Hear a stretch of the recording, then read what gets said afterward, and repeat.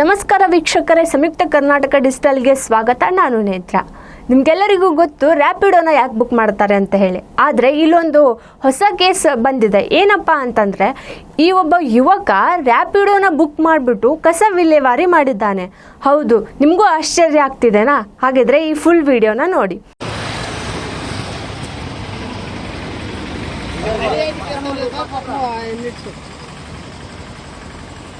ಜನರಿದ್ದಾರ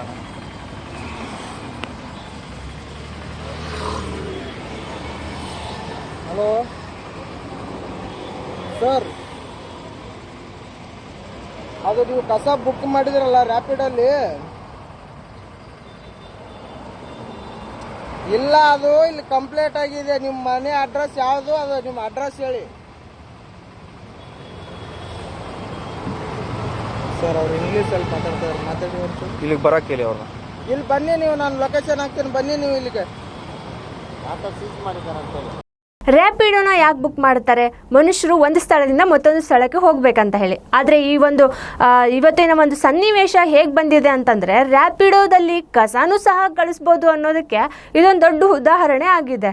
ರ್ಯಾಪಿಡೋದಲ್ಲಿ ಜನರು ಒಂದು ಸ್ಥಳದಿಂದ ಮತ್ತೊಂದು ಸ್ಥಳಕ್ಕೆ ಆರಾಮಾಗಿ ಸೇಫಾಗಿ ತಮ್ಮ ಒಂದು ಕಂಫರ್ಟೇಬಲಲ್ಲಿ ಹೋಗಲಿ ಅನ್ನೋದಕ್ಕೋಸ್ಕರ ಈ ರ್ಯಾಪಿಡೋ ಅನ್ನೋ ಒಂದು ಆ್ಯಪ್ನ ಸೃಷ್ಟಿ ಮಾಡಿದ್ದಾರೆ. ಹಾಗೆ ಈ ಒಂದು ವಾಹನ ಚಾಲಕರು ಸಹ ಈ ಒಂದು ಅವ್ರಿಗೆ ಸಿಗುವಂತಹ ಗ್ರಾಹಕರನ್ನ ಕಂಫರ್ಟೇಬಲ್ ಆಗಿ ತಮ್ಮ ಒಂದು ಕೆಲಸವನ್ನು ಚೆನ್ನಾಗಿ ನಿಭಾಯಿಸೋಕೆ ಅಂತ ಹೇಳಿ ಇದೊಂದು ರ್ಯಾಪಿಡೋನ ಮಾಡಿರೋವಂಥದ್ದು.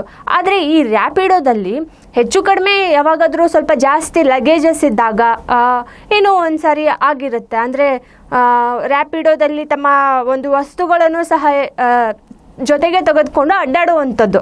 ಆದರೆ ಈ ಒಂದು ರ್ಯಾಪಿಡೋನ ಬುಕ್ ಮಾಡಿಬಿಟ್ಟು ಇಲ್ಲೊಬ್ಬ ಯುವಕ HSR ಲೇಔಟಲ್ಲಿರುವಂಥ ಈ ಯುವಕ ಏನು ಮಾಡಿದ್ದಾನಪ್ಪ ಅಂತಂದರೆ, ರ್ಯಾಪಿಡೋ ಬುಕ್ ಮಾಡಿದ್ದಾನೆ. ಬುಕ್ ಮಾಡಿದ ತಕ್ಷಣ ಬಂದು ಕಾಲ್ ಮಾಡಿದ್ರೆ, ಸರ್ ನಾನು ನಿಮ್ಮ ಮನೆ ಹತ್ರ ಇದ್ದೀವಿ ಅಂತ ಕಾಲ್ ಮಾಡಿದಾಗ ಕಸನ ತಂದು ರ್ಯಾಪಿಡೋದಲ್ಲಿ ಹಾಕಿದ್ದಾನೆ.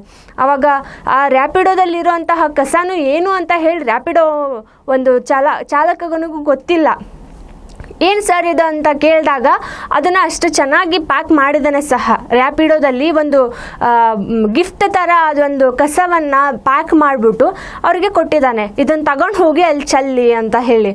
ಅದು ಆಮೇಲೆ ಅವರು ಏನೂ ಮಾಡೋಕ್ಕಾಗಲ್ಲ, ಯಾಕಂದರೆ ರ್ಯಾಪಿಡೋದವ್ರ ಕೆಲಸ ಏನು, ಒಬ್ಬರನ್ನ ತಮ್ಮ ರ್ಯಾಪಿಡೋದಲ್ಲಿ ಕೂರಿಸ್ಕೊಂಡು ಬೇರೆ ಕಡೆ ಹೋಗಿ ಅವ್ರು ಯಾವ ಸ್ಥಳದಲ್ಲಿ ಹೇಳ್ತಾರೋ ಆ ಸ್ಥಳದಲ್ಲಿ ಬಿಡಬೇಕಾಗತ್ತೆ. ಸೊ ಅಂಥ ಟೈಮಲ್ಲಿ ಈ ರ್ಯಾಪಿಡೋ ಮೂಲಕ ಒಂದು ಕಸ ವಿಲೇವಾರಿ ಆದರೆ ಏನು ಅಂತ ಹೇಳಿ ಅವರು ಅನಿಸಿರುತ್ತೆ ಅವ್ರಿಗೂ ಏನಪ್ಪ ಅಂತ ಹೇಳಿ. ಬಟ್ ಆದ್ರೂ ಅವರು ಏನು ಮಾತಾಡಿಲ್ಲ, ಸುಮ್ಮನೆ ಆ ಕಸವನ್ನು ತೊಗೊಂಡು ಹೋಗಿ ಚೆಲ್ಲೋಕೆ ಅಂತ ಹೋಗಿದ್ದಾರೆ. ಆ ಟೈಮಲ್ಲಿ GB ಅವ್ರ ಕೈಯಲ್ಲೇ ಕಸದ ಸಮೇತ ಸಿಕ್ಕಾಕೊಂಡಿದ್ದಾರೆ. ಕಸದ ಸಮೇತ ಸಿಕ್ಕಾಕೊಂಡ ಚಾಲಕ ಹೇಳ್ತಾನೆ, ರ್ಯಾಪಿಡೋ ಚಾಲಕ, ಇದು ನಂದಲ್ಲ ಸರ್, ಒಬ್ಬರು ರ್ಯಾಪಿಡೋ ಬುಕ್ ಮಾಡಿದ್ರು, ಅವ್ರದ್ದು ಇದು ಕಸ ನಂದಲ್ಲ ಅಂತ ಹೇಳ್ತಾನೆ. ಆವಾಗ ಪೊಲೀಸರು ಅಲ್ಲಿ ಅವ್ರನ್ನ ಹಿಡಿದ್ಬಿಟ್ಟು ಕೇಳ್ತಾರೆ, ಅವರಿಗೆ ಕಾಲ್ ಮಾಡಿ, ಇಲ್ಲಿ ನಂದು ನೀವು ರ್ಯಾಪಿಡೋ ಬುಕ್ ಮಾಡಿದ್ರಲ್ಲ, ಅವರು ಈಗ ಪೊಲೀಸರು ನನ್ನ ಹಿಡಿದಿದ್ದಾರೆ, ನಿಮ್ಮ ಕಸವನ್ನು ಹಿಡ್ಕೊಂಡಿದ್ದಾರೆ, ಇಲ್ಲಿ ಚೆಲ್ಲಬಾರ್ದು ಅಂತ ಹೇಳಿ ದಂಡ ಸಹ ಹಾಕ್ತಾ ಇದ್ದಾರೆ ಅಂತ ಹೇಳ್ತಾರೆ. ಆ ನಂತರ ಆ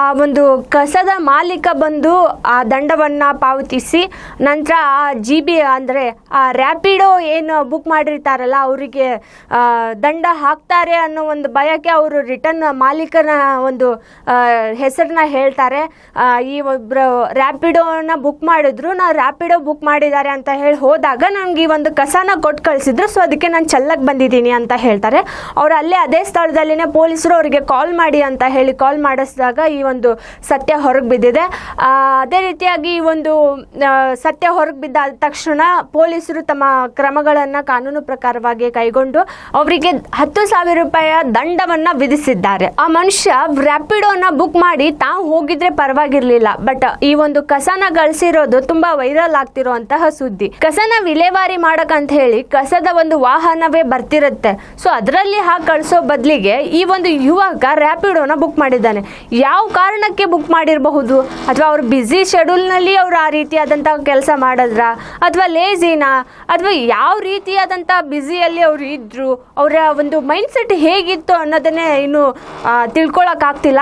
ಒಟ್ಟಿನಲ್ಲಿ ಈ ಒಂದು ರ್ಯಾಪಿಡ್ನ ಬುಕ್ ಮಾಡಿ ಅದರಲ್ಲಿ ಕಸನ ವಿಲೇವಾರಿ ಮಾಡಿ ದಂಡನ ಹಾಕಿಸ್ಕೊಂಡಿದ್ದು ತುಂಬಾ ವೈರಲ್ ಆಗಿರುವಂತಹ ಇದು ಒಂದು ಸುದ್ದಿ. ಸೊ ನೀವು ಸಹ ಈ ರೀತಿಯಾಗಿ ಏನಾದರೂ ಮಾಡ್ತಾ ಇದ್ದರೆ ಗಮನದಲ್ಲಿ ಇಟ್ಕೊಳ್ಳಿ. ನೀವು ಈ ರೀತಿಯಾದಂತಹ ಕೆಲಸಗಳನ್ನು ಮಾಡಿದ್ರೆ ನಿಮಗೂ ಸಹ ಕಾನೂನು ಪ್ರಕಾರವಾಗಿ ಕೆಲವೊಂದಿಷ್ಟು ಉಲ್ಲಂಘನೆಗಳಿರ್ತವೆ, ಅವನ್ನೆಲ್ಲನೂ ಪಾಲಿಸ್ಬೇಕಾಗುತ್ತೆ, ಆ ನಿಯಮಗಳನ್ನು ಪಾಲಿಸ್ಬೇಕಾಗತ್ತೆ. ಯಾವ ರೀತಿಯಾಗಿ ನಾವು ಯಾವುದನ್ನು ಯಾವ ರೀತಿಯಾಗಿ ಉಪಯೋಗಿಸ್ಕೋಬೇಕು ಆ ರೀತಿಯಾಗಿ ಉಪಯೋಗಿಸ್ಕೊಂಡ್ರೆ ಮಾತ್ರ ಈ ಸಮಾಜದಲ್ಲಿ ಒಂದು ರೀತಿಯಾದಂತಹ ಏಳಿಗೆಯನ್ನು ನಾವು ಮಾಡಬಹುದು. ಅದೇ ರೀತಿಯಾಗಿ ಈ ರೀತಿಯಾಗಿ ರ್ಯಾಪಿಡೋನ ಬುಕ್ ಮಾಡಿ ಅವರಿಗೆ ಕಸನ ಕೊಟ್ಕೊಳ್ಸೋ ಅಂತಹ ಕೆಲಸನ ಮಾಡಬೇಡಿ. ಯಾಕಂದರೆ ಅವರು ಒಂದು ಮನುಷ್ಯರಾಗಿರ್ತಾರೆ. ಸೊ ಅವರಿಗೂ ಒಂದು ಮಾನವೀಯತೆ ಅನ್ನೋದಿರುತ್ತೆ. ಅವರು ತಮ್ಮ ಕಟ್ಟುಪಾಡಿಗಳಿಗೆ ಕಟ್ಟು ಬಿದ್ದು ಆ ಒಂದು ಕೆಲಸ ಮಾಡ್ತಿರ್ತಾರೆ. ಸೊ ಇದನ್ನೆಲ್ಲ ವಿಚಾರ ಮಾಡಿಬಿಟ್ಟು ಆಮೇಲೆ ಆ ಒಂದು ನೀವು ಮಾಡ್ತಿರುವಂತಹ ಕೆಲಸ ಸರಿನಾ ತಪ್ಪ ಅನ್ನೋದನ್ನು ವಿಚಾರ ಮಾಡಿಬಿಟ್ಟು ಮಾಡಿ. ರ್ಯಾಪಿಡೋನ ಬುಕ್ ಮಾಡಿ 150 ರೂಪಾಯಿ ಅಥವಾ 200 ರೂಪಾಯಿ, ಜಾಸ್ತಿ ಅಂದರೆ 300 ರೂಪಾಯಿ ಕೊಟ್ಟು ರ್ಯಾಪಿಡೋನ ಬುಕ್ ಮಾಡಿರ್ಬೋದು. ಬಟ್ ಅಲ್ಲಿ ಬಿದ್ದಿರುವಂತಹ ದಂಡ ಎಷ್ಟರ ಮಟ್ಟಿಗೆ ದೊಡ್ಡದು ಅಂತ ಹೇಳಿ ವಿಚಾರ ಮಾಡಿ. 10,000 ರೂಪಾಯಿ ಅಂದರೆ ಸುಮ್ಮನೆ ಸಾಮಾನ್ಯ ಅಲ್ಲ. ಸೊ ಅದೊಂದನ್ನು ನೀವು ಗಮನದಲ್ಲಿ ಇಟ್ಕೊಂಡು ಏನೇ ಮಾಡಬೇಕಾದ್ರೂ ಯಾವ ರೀತಿಯಾಗಿ ಆ ಆ್ಯಪ್ಗಳನ್ನು ಯೂಸ್ ಮಾಡ್ಕೋಬೇಕು, ಯಾರನ್ನು ನಾವು ಹೇಗೆ ಅವ್ರನ್ನ ಗೌರವಯುತವಾಗಿ ನಡೆಸ್ಕೋಬೇಕು ಅನ್ನೋದನ್ನು ಗಮನದಲ್ಲಿ ಇಟ್ಕೋಬೇಕಾಗತ್ತೆ. ಸೊ ವೀಕ್ಷಕರೇ, ಈ ಮಾಹಿತಿಯ ಕುರಿತು ನಿಮಗೆ ಏನು ಅನ್ನಿಸ್ತು ಅಂತ ಹೇಳಿ ನಮಗೆ ಕಾಮೆಂಟ್ ಮಾಡಿ ತಿಳಿಸಿ.